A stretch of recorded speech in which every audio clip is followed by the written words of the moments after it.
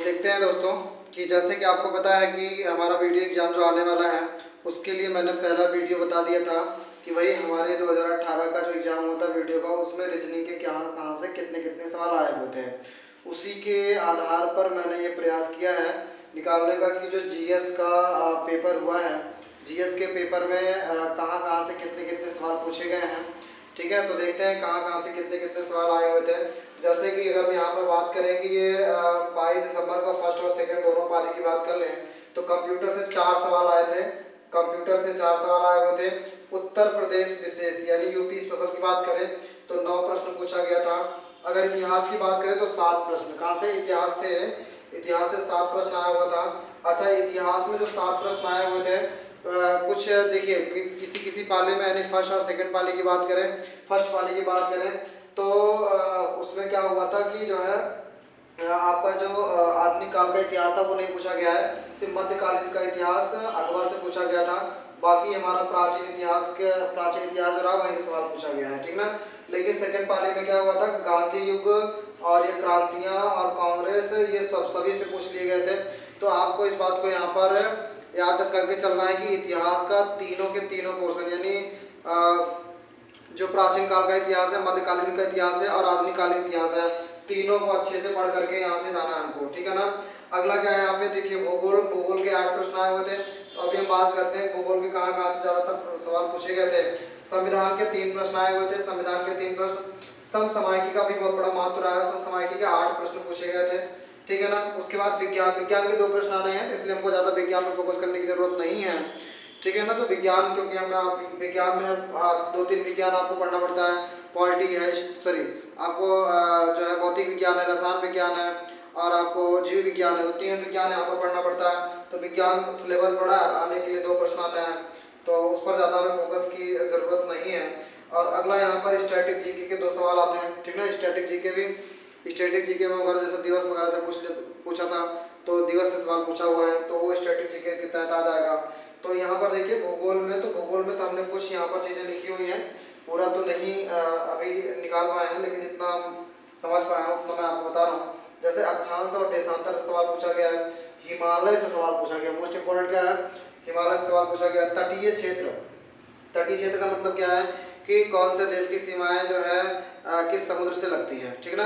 तो ये तटीय क्षेत्र यहाँ पर महाद्वीप देश, और महाद्वीप देश का मतलब यहाँ पर ये पूछा गया है कि कौन सा देश किस महाद्वीप में पड़ता है, कौन सा देश किस महाद्वीप में पड़ता है, ठीक है, वहां से सवाल पूछा गया है।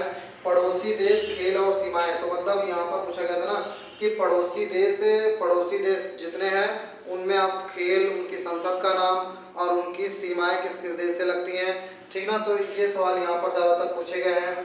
तो इसी प्रकार से जो हमने पूरा ये निष्कर्ष निकाला है कहाँ से कितने कितने सवाल लगभग पिछले एग्जाम 2018 में पूछा गया है, तो वो यहाँ पर हमने निकाला है। जैसे कि हमने रीजनिंग को पूरा चैप्टर वाइज बता दिया था कि कौन कौन से जो है चैप्टर से कितने कितने क्वेश्चन आए हुए थे और उसी के बेसिस पर हमको यहाँ पर तैयारी करना है।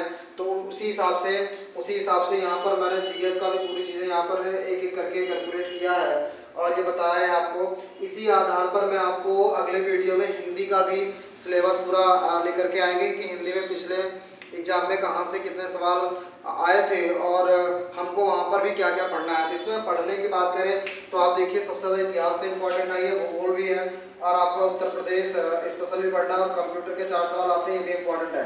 तो समसामयिकी के लगभग ये 8 से 10 सवाल, ठीक है।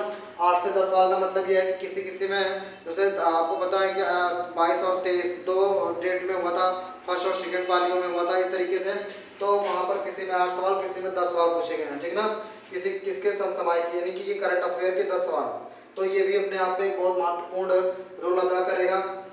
तो हम लोगों को क्या करना है कि इसी के आधार पर पिछले पेपर को देखते हुए ये निर्णय करना है कि हमको कहाँ से क्या क्या चीज़ें पढ़नी है। तो इतिहास में पूरा इतिहास पढ़कर चलना पड़ेगा, वो मध्यकालीन हो चाहे आधुनिक कालीन हो, ठीक है, और या चाहे प्राचीन कालीन हो, क्योंकि प्राचीन काल में जो सवाल पूछे गए थे वो मौर्य काल से, कहाँ से पूछा गया था, मौर्य काल से, गुप्त काल से और हर्षवर्धन काल से, ठीक है ना। तो पूरा जो मगध साम्राज्य है ना, मगध साम्राज्य, वो भी बहुत अच्छे तरीके से उसमें मगध साम्राज्य में आने वाले जो अलग अलग समय वंश हुए हैं उन पूरे वंशों को पढ़ना है। धर्म की बात करें तो जैन धर्म, बौद्ध धर्म, सिख धर्म भी पढ़ना है और जो वैदिक सभ्यता ये भी पढ़ना है। हाँ, एक बात आपको और पढ़ना है इसी में, ठीक है, जो मुस्लिम धर्म है, शुरुआती चीजें, ठीक है। तो मुस्लिम धर्म भी यहाँ पर मुस्लिम धर्म भी पढ़ करके चला। देखिए धर्म तो मुस्लिम धर्म पूछा नहीं गया था, लेकिन अगर हम बात करें धर्मों की तो जैन धर्म, बौद्ध धर्म, सिख धर्म और वैदिक सभ्यता आ गई है। तो ये मुस्लिमों की ये सब धर्म, मुस्लिम धर्म भी यहाँ पर पढ़ के चलना पड़ेगा। और अगली चीज यहाँ पर बात करें तो जो आपका सिंधु घाटी की सभ्यता है, यहाँ से भी सवाल पूछे गए हैं। कहाँ से?